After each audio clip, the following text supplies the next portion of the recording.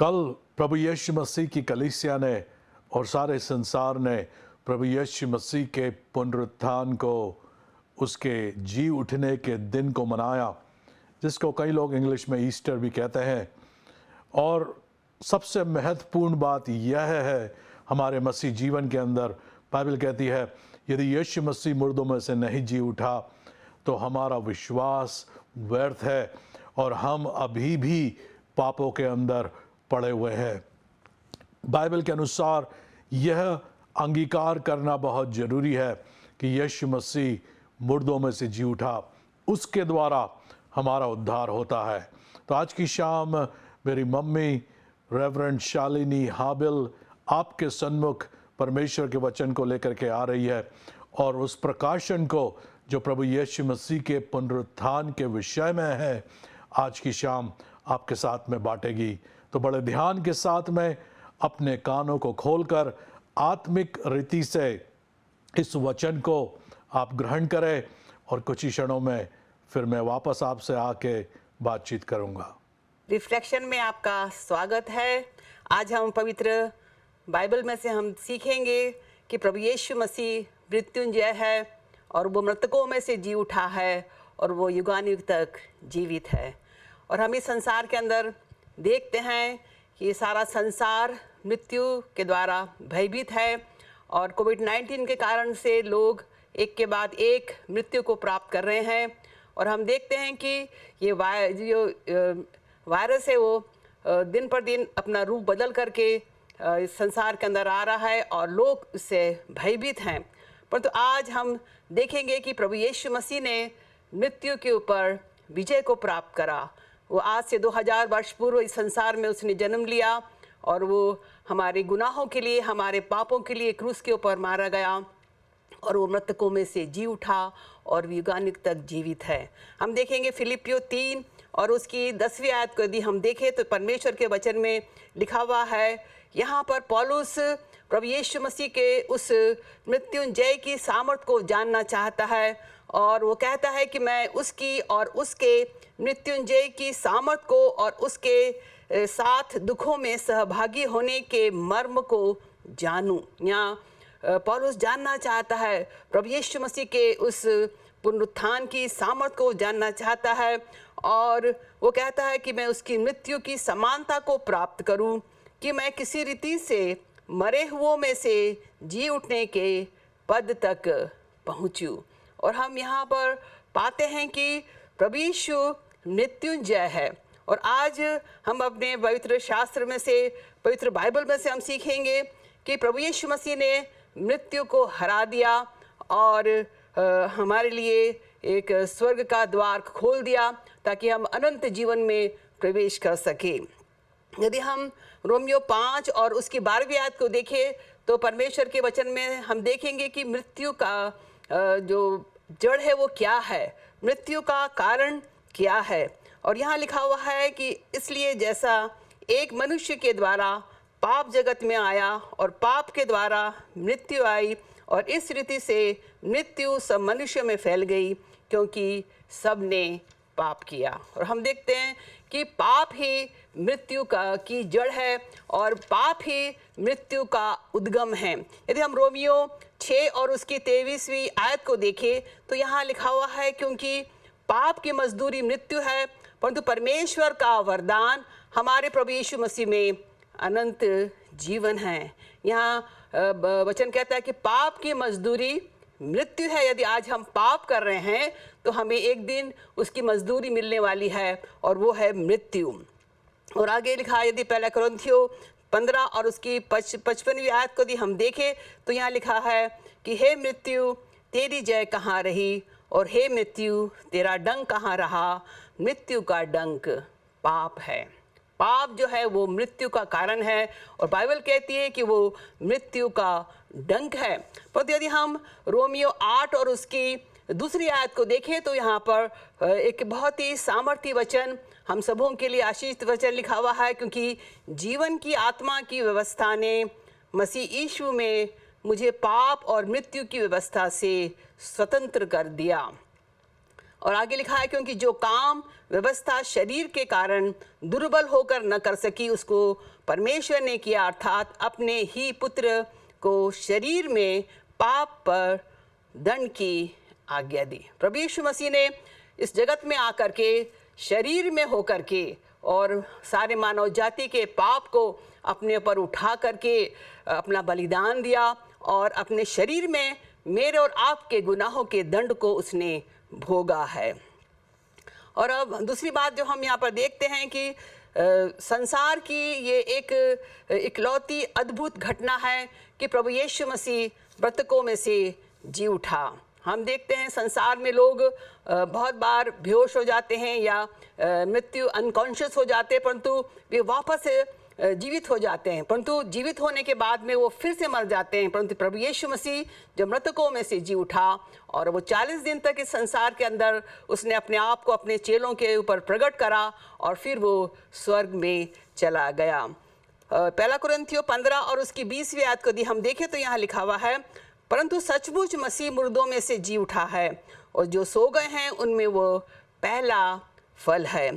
क्योंकि जब मनुष्य के द्वारा मृत्यु आई तो मनुष्य के द्वारा मरे हुओं का पुनरुत्थान भी आया। जब मनुष्य ने पाप करा और पाप के कारण से मृत्यु आई तो बाइबल कहती है कि यीशु मसीह के द्वारा जो है मरे हुओं में से जी उठने अर्थात पुनरुत्थान आया। और जैसे आदम में सब मरते हैं वैसे ही मसीह में सब जिलाए जाएंगे। और बाइबल कहती है कि हर एक व्यक्ति संसार का मृत्यु को प्राप्त करेगा, परंतु प्रभु यीशु मसीह पे यदि वो विश्वास करता है तो वो जिलाया जाएगा।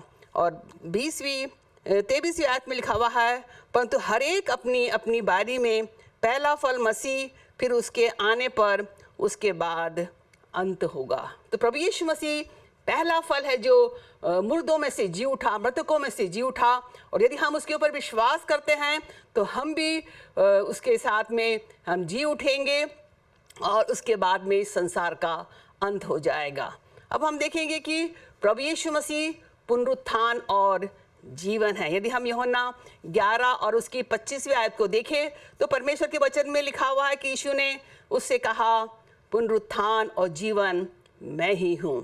प्रभु यीशु मसीह ही पुनरुत्थान है और प्रभु यीशु मसीह ही जीवन है।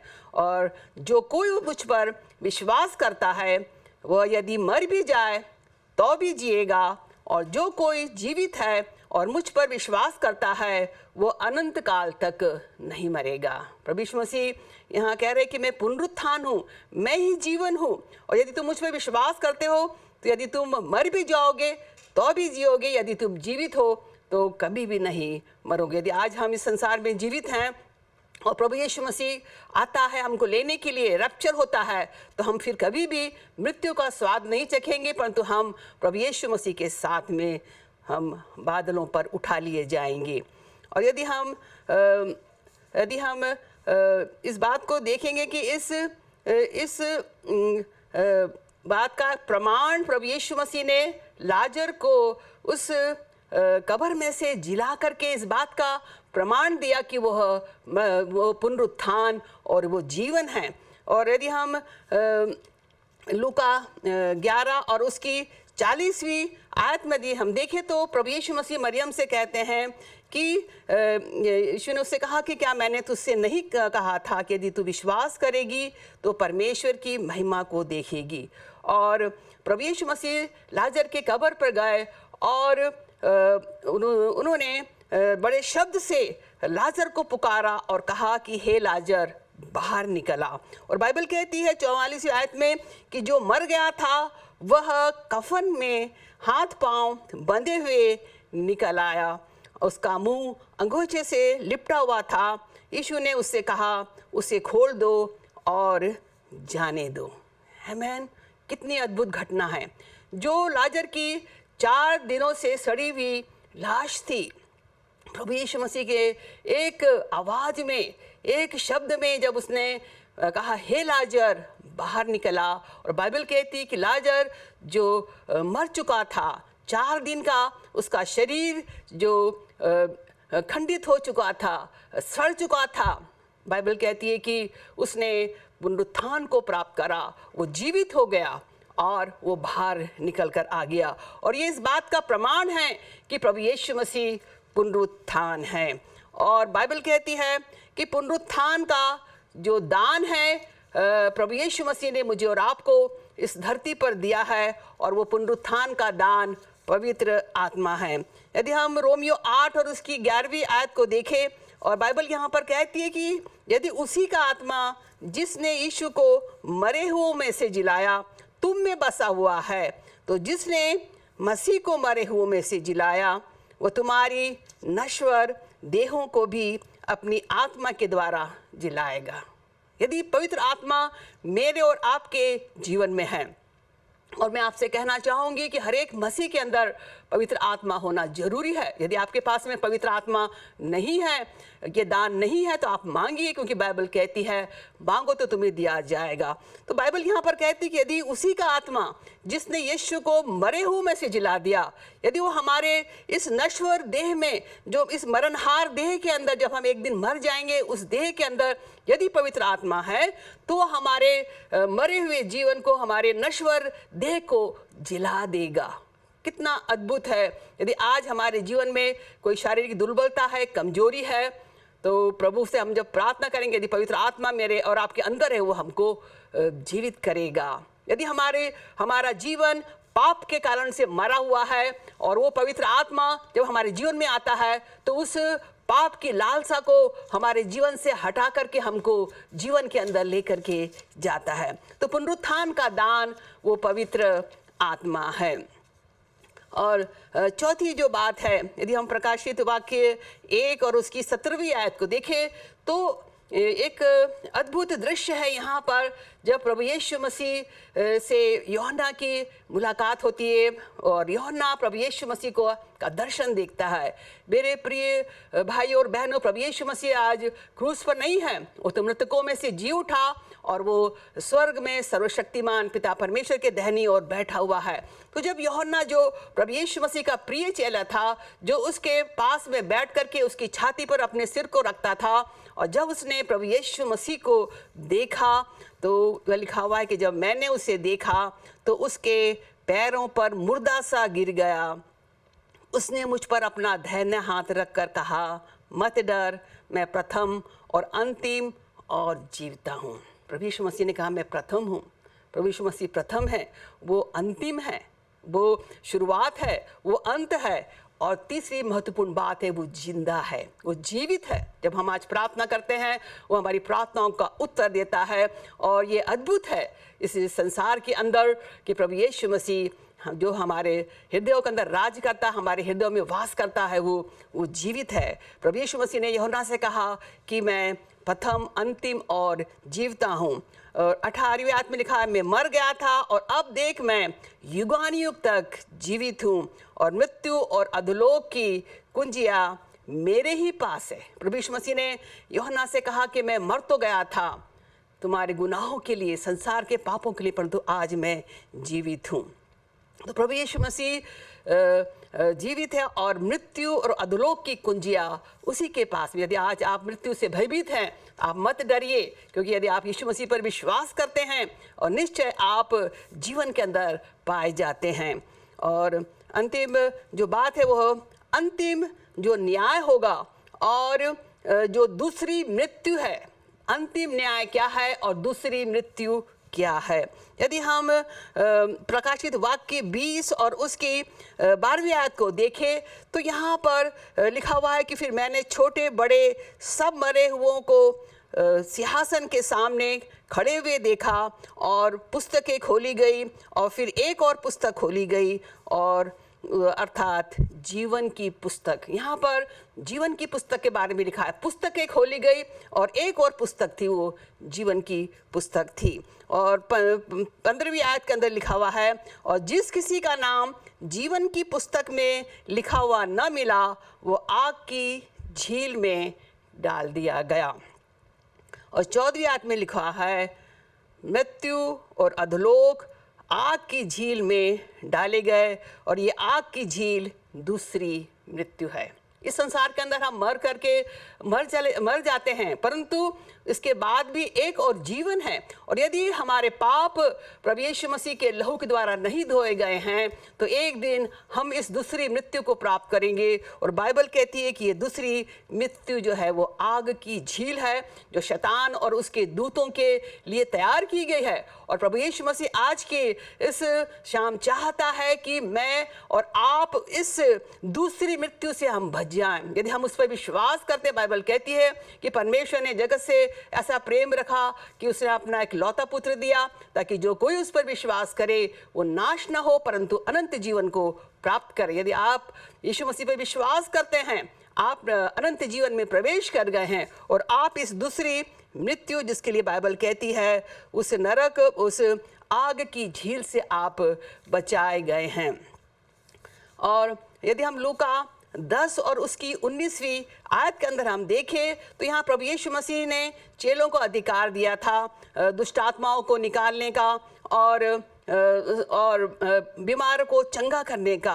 और यहाँ प्रभु यीशु मसीह कह रहे हैं कि देखो, मैंने तुम्हें सांप और बिच्छुओं को रौंदने का और शत्रु की सारी सामर्थ पर अधिकार दिया है और किसी वस्तु से तुम्हें कुछ हानि न होगी। और 20वीं आयत में लिखा हुआ है, तो भी यीशु मसीह यहाँ कहते हैं, तो भी इससे आनंदित मत हो कि आत्मा तुम्हारे वश में है, परंतु इससे आनंदित हो कि तुम्हारे नाम जीवन की पुस्तक में लिखे गए हैं। महत्वपूर्ण बात है मेरे और आपके लिए, संसार के लिए, कि मेरे और आपके नाम उस जीवन की पुस्तक में लिखे होना जरूरी है, तभी हम उस दूसरी मृत्यु के से हम बच सकते हैं। आमीन। और उस जीवन की पुस्तक में नाम लिखाने के लिए जरूरी है कि मैं और आप प्रभु यीशु मसीह के ऊपर विश्वास करके अपने पापों की क्षमा को प्राप्त कर ले, उद्धार और जीवन को प्राप्त कर ले, उसकी पवित्र आत्मा से हम भर जाएं और उसके द्वितीय आगमन की, उसके बादलों पर आने की हम बाट जोखे। और प्रकाशित वाक्य 1 और उसकी 7वीं आयत में लिखा हुआ है कि देखो, वह बादलों के साथ आने वाला है और हर एक आंख उसे देखेगी, वरन जिन्होंने उसे बेधा था वे भी उसे देखेंगे और पृथ्वी के सारे कुल उसके कारण छाती पीटेंगे। हाँ, आमीन। मैं आपसे कहना चाहूँगी कि प्रभु यीशु मसीह आने वाला है, वो बादलों पर आने वाला है, वो संसार का न्याय होने जाना वाला है। क्या मैंने और आपने उद्धार को प्राप्त करा? क्या मैंने और आपने पापों की क्षमा को प्राप्त करा? यदि हाँ नहीं, तो आज ये सुअवसर है। और यदि आप चाहते कि आपके पाप क्षमा हो जाएं, यदि आप चाहते हैं कि आपका नाम जीवन की पुस्तक में लिखा जाए, तो आप इस प्रार्थना को मेरे साथ में कह सकते हैं कि प्रभु यीशु मसीह, मैं तुझ पर विश्वास करता हूँ, तू मेरे पापों को क्षमा कर दे, अपने लहू से मुझे शुद्ध कर दे, तू मेरे दिल में आ और मुझे अपनी पवित्र आत्मा की सामर्थ से भर दे और मेरे जीवन से अपनी महिमा को प्रकट कर दे और मेरा नाम को जीवन की पुस्तक में लिख दे। यदि आपने ऐसी प्रार्थना करी है, निश्चय आपने उद्धार को प्राप्त करा है और आपका नाम जीवन की पुस्तक पे लिख दिया गया है और आप उस दूसरी मृत्यु से बचाए गए हैं। जब आपने इस कन्फेशन की प्रार्थना करी है, अपने जीवन को प्रभु यीशु मसीह को समर्पित किया है, आप परमेश्वर के बेटे और बेटी बन गए हैं और परमेश्वर आपके द्वारा अद्भुत काम इस संसार में कराना चाहता है। और विशेष करके कि वो प्रभु यीशु मसीह के सुसमाचार का प्रचार वो चाहता है कि आपके जीवन से और आपके द्वारा प्रकट हो, क्योंकि प्रभु यीशु मसीह ने स्वर्ग जाने से पहले अपने चेलों को आज्ञा दी थी और यह एक महान आदेश है जो हर एक विश्वासी के लिए है, जो इस संसार के अंदर पाया जाता है, जो प्रभु यीशु मसीह के ऊपर विश्वास करता है। और मत्ती के अंदर लिखा हुआ है, यीशु ने उनके पास आकर कहा, स्वर्ग और पृथ्वी का अधिकार मुझे दिया गया है। स्वर्ग और पृथ्वी का अधिकार प्रभु यीशु मसीह के हाथ में है। और इसलिए आगे लिखा हुआ है कि इसलिए तुम जाओ और सब जातियों के लोगों को चेला बनाओ और उन्हें पिता और पुत्र और पवित्र आत्मा के नाम से बपतिस्मा दो। यहाँ प्रभु अपने चेलों से कह रहा है और हम सबसे आज की शाम कह रहा है कि तुम जाओ और सब जातियों के लोगों को, संसार की सब जातियों के लोगों को चेला बनाओ और उन्हें पिता, पुत्र और पवित्र आत्मा के नाम से बपतिस्मा दो और उन्हें सब बातें जो मैंने तुम्हें आज्ञा दी मानना सिखाओ। न केवल हम सुसमाचार का प्रचार करेंगे, परंतु हम प्रभु यीशु मसीह के शिक्षाओं को उन्हें दें, ये प्रभु की आज्ञा है। और आगे लिखा हुआ है कि प्रभु ने कहा कि देखो मैं जगत के अंत तक सदा तुम्हारे संग हूँ। प्रभु यीशु मसीह इस जगत के अंत तक हमारे साथ में हैं। हम इन दिनों में देखते हैं कि हम उस अंत के कगार पर खड़े हुए हैं। संसार की घटनाएं और समस्याएं, तकलीफ़ें, मृत्यु और बीमारियां हम जब देखते हैं तो हमारा हृदय भय से भयभीत हो जाते हैं, हम डर जाते हैं। परंतु अगर हम बाइबल को पढ़ते हैं, परमेश्वर के वचन को हम पढ़ते हैं, तो हम पाते हैं कि प्रभु यीशु मसीह के आगमन का ये चिन्ह है और प्रभु यीशु मसीह शीघ्र आने वाला है। यदि हम पहला कुरिन्थियों 15 और उसकी 91 आयत को यदि हम देखें तो यहाँ पर लिखा हुआ है कि देखो मैं तुमसे भेद की बात कहता हूँ, हम सब नहीं सोएंगे परंतु सब बदल जाएंगे। जब प्रभु यीशु मसीह बादलों पर आएगा और बाइबल कहती है कि हम सब उस समय हम बदल जाएंगे। और 52वीं आयत में लिखा हुआ है कि यह क्षण भर में पलक मारते ही अंतिम तुरही फूंकते ही होगा। क्षण भर में पलक मारते ही ये होने जा रहा है। अब जानते हैं पलक मारना कितना कम समय है, और अगर हमने अभी पलक मारी और यीशु मसीह आ गया, इतना उसका आगमन करीब है। और लिखा हुआ है कि क्योंकि तुरही फूंकी जाएगी और मुर्दे अविनाशी दशा में उठाए जाएंगे और हम बदल जाएंगे। बाइबल कहती है कि जो सो गए हैं, जिन्होंने मृत्यु को प्राप्त कर लिया है, और बाइबल कहती है कि वे अविनाशी दशा में उठाए जाएंगे। कितना अद्भुत है। इस कोविड-19 के अंदर जो सेकंड लहर थी, उसके अंदर हम कई विश्वासी लोग भी इस संसार से कूच करके चले गए, परंतु बाइबल कहती है कि जब प्रभु यीशु मसीह आएगा और तुरही फूंकी जाएगी, वे लोग अविनाशी दशा में उठाए जाएंगे। और वे बाइबल कहती और हम जो इस संसार के अंदर पाए जाते हैं, यदि हम उस समय जीवित रहेंगे तो बाइबल कहती है कि हम बदल जाएंगे। एक स्वर्गीय देह हमें दी जाएगी और ये अद्भुत होगा। हमारे जो वस्त्र है, हमने जो कुछ भी इस संसार के अंदर पहना है, वो इस संसार के अंदर ही रह जाएगा, परंतु हम अविनाशी दशा के अंदर और हम बदल जाएंगे।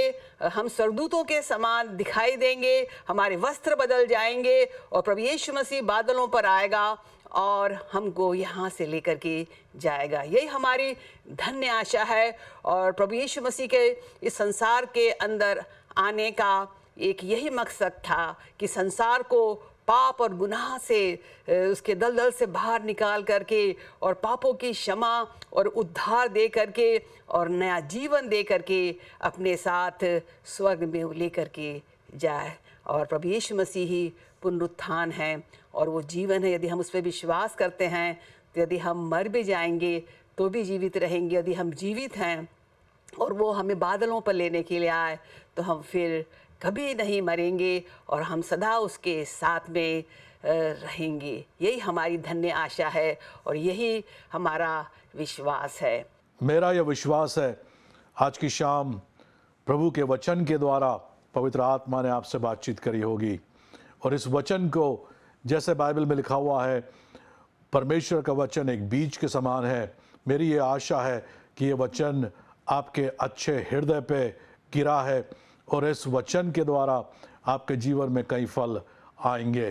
मेरे प्रिय भाई और बहनों, यदि आपके पास कोई प्रार्थना के विषय हैं, यदि आप दुखों से गुजर रहे हैं, तकलीफ़ों से गुजर रहे हैं, आपके जीवन में संकट है, बाधाएं हैं, शैतान के हमले हैं, दुष्ट आत्मा का प्रकोप है, मैं आपको हियाव दिलाना चाहता हूं और कहना चाहता हूं कि प्रभु यीशु मसीह आपके साथ में है और प्रभु यीशु मसीह जीवित है। उस प्रभु यीशु मसीह को आप पुकार उठें, उस प्रभु यीशु मसीह के नाम को लें। हम एक ऐसे परमेश्वर की सेवा और उपासना करते हैं जो मुर्दों में से जी उठा और वो युगानुयुग जीवित है। तो प्रभु यीशु मसीह को पुकारें, और आप जो नंबर आपके स्क्रीन के ऊपर आ रहा है उसके ऊपर आप कॉल कर सकते हैं और हमसे प्रार्थना करवा सकते हैं। और उसके साथ में यदि परमेश्वर ने आपके जीवन में अद्भुत काम करे हैं तो हम उन अद्भुत कामों के विषय में जानना चाहेंगे, ताकि आपके साथ मिल कर के आपकी गवाही को सुनकर हम परमेश्वर को धन्यवाद और उसको स्तुति दे सकें। तो मेहरबानी से हमें कॉल करिए, बताइए परमेश्वर ने कैसे आपके जीवन में काम किया है। और यदि आपको और अधिक शिक्षाओं की ज़रूरत है, यदि आप चाहते हैं कि और परमेश्वर के वचनों को जानें, उसको समझें, तो उसी नंबर पे आप कॉल कर सकते हैं और हम आपको और अधिक जानकारी देंगे कैसे हमारी और संदेशों को आप देख सकते हैं और सुन सकते हैं। और अंत में मैं आपसे कहूँगा, यदि आप प्रभु यीशु मसीह के अनुयायी हैं और नए चेले हैं तो एक ऐसे कलीसिया में जाएं जहाँ पे परमेश्वर के वचन का प्रचार होता है, पवित्र आत्मा का काम होता है, ताकि आप प्रभु की परिपक्वता में बढ़ सकें। और अंतिम में मैं आपसे गुजारिश करूँगा, यदि आप हमारी सेवा को आर्थिक दान देना चाहते हैं तो आपका बहुत बहुत स्वागत है, क्योंकि ये विश्वास का काम है और आपके आर्थिक सहयोग से ही हम संसार के छोर तक प्रभु यीशु मसीह के वचन को लेकर के चलते हैं। फिलिपियों उसका 4 अध्याय उसकी 19वीं आयत में लिखा हुआ है, मेरा परमेश्वर भी अपने उस धन के अनुसार जो महिमा सहित मसीह यीशु में है तुम्हारी हर एक घटी को पूरा करेगा। तो यदि आप प्रभु की सेवा में दे रहे हैं, फिलिपियों 4:19 आपका है। प्रभु आपको बहुत आज से आशीष दे। अगले हफ्ते इसी समय आपसे फिर मुलाकात होगी, यीशु मसीह के नाम से।